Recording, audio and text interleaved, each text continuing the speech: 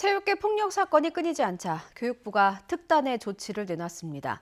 학교 폭력 가해자의 체육 특기자 지원 자격을 박탈하기로 한 겁니다. 개훈이 기자가 보도합니다.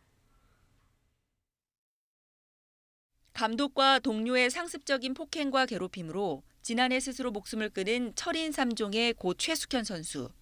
앞으로는 절대로 우리 스포츠인들이 인권이 유린되거나 가혹행위가 자행되는 이런 일이 절대 없기를.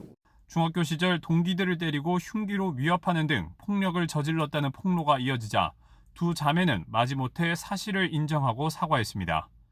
학교 폭력 가해자로 지목돼 국가대표 자격을 박탈당한 이다영, 이재영 자매. 체육계 폭력 사건이 잇따르자 정부는 특단의 조치를 강구했고 해마다 학생 선수들을 대상으로 폭력 실태를 철저히 조사하겠다고 약속했습니다.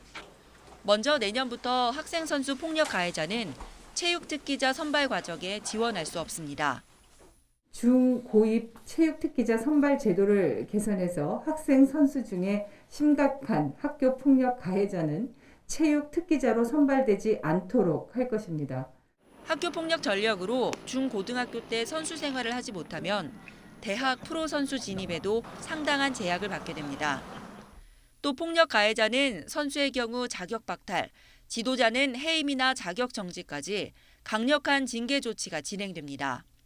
교육부가 학생 선수 폭력 실태를 조사했더니 초중 고학생 선수 351명이 실제 폭력 피해를 경험했다고 응답했습니다.